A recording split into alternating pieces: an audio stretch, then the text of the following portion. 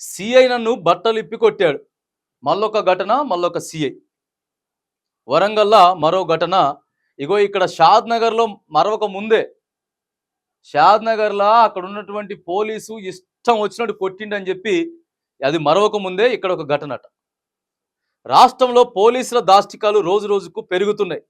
రక్షణగా నిలవాల్సినటువంటి పోలీసులే ప్రజల పట్ల రాక్షసంగా ప్రవర్తిస్తున్నారు. పలు కేసుల్లో పోలీసులే నిందితులుగా ఉన్న సందర్భాలు ఉన్నాయి. బాధితులను వేధిస్తూ యమకింకర్లుగా మారుతున్నారు.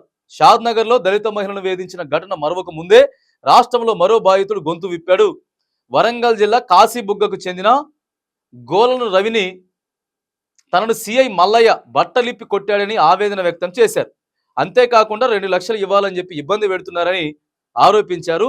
తాను చింతల్లో త్రిబుల్-ఆర్/ఏ స్థలంలోని 237 గజాల భూమిని కొనుగోలు చేశానని బాధితుడు చెప్పాడు. కాగా ఆ భూమిని అమ్మిన వ్యక్తి సిఐ మల్లయ్యతో చేతులు కలిపి తనను ఇబ్బంది పెడుతున్నాడని ఆరోపించారు. తనకు న్యాయం చేయకపోతే తాను తన పిల్లలు ఆత్మహత్య చేసుకుంటామని చెప్పి గోలం రవి ఓ వీడియోలో సైతం ఆవేదన వ్యక్తం చేస్తా ఉన్నాడట. ఇక వరంగల్లా మళ్ళొకటి. ఎందుకు ఇట్లా తయారవుతున్నారో అర్థం కావట్లే. రక్షించాల్సింది, కాపాడాల్సింది వాళ్ళే. అందుకే హోమ్ మినిస్టర్ ఎవరని అడుగుతా ఉన్నాం. హోంశాఖ మంత్రి ఎవరు? రాష్ట్రానికి ఎవరు చూసుకోవాలా? ఇవన్నీ ప్రక్షాళన చేయండి, రివ్యూ మీటింగ్లు పెట్టండి సార్. ఏడేడా ఏ స్టేషన్లో ఎందుకు జరుగుతూ ఉందో రివ్యూ మీటింగ్ పెట్టండి. బట్టలిప్పి మరీ కొడతా ఉన్నారు. కొట్టిన వాళ్ళని బట్టలిప్పి కొట్టాలి. వాళ్ళనే బట్టలిప్పి కొడితే కానీ అప్పుడు తెలుస్తుంది. ఈ దళిత మహిళపై ఏమంటారు తెలుసా? ఆ పోలీస్ అయినా ఆ తర్వాత ఎవరెవరైతే వీళ్ళ మీద కంప్లైంట్ ఇచ్చిండ్రో హాస్పిటల్ బిల్లు మొత్తం మేమే కడతాం అని చెప్తున్నారు. వీళ్ళందరినీ కొట్టి పోలీస్ ఆయన్ని వాళ్ళని కూడా అందరిని కొట్టి మళ్ళీ బిల్లు ఎవరో ఒకరు కడితే సరే బిల్లు మరి వీళ్ళు కడతారు. ఇగో ఈ మాటలు చెప్తా ఉన్నారు. ఏముంటుంది? ఇదేమో పోతుంది రాష్ట్ర ప్రభుత్వం దగ్గరికి పోతుంది కంప్లైంట్.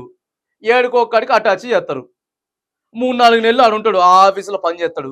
ఆ తర్వాత మళ్ళీ స్టేషన్ అప్పు చెప్తారు. మళ్ళీ అడిగిపోయి ఇంకొకరు బట్టలు ఇప్పి కొడతాడు. ఇదే ముచ్చట, ఇదే కథ. ఇదే ఇందిరమ్మ రాజ్యం, ఇదే ప్రజా పరిపాలన. రోజుకో పోలీస్ స్టేషన్లో రోజుకో పోలీస్ అయినా బరి తెగిస్తా ఉన్నాడు. 2 లక్షల లంచం కూడా అడిగిండట పాపం.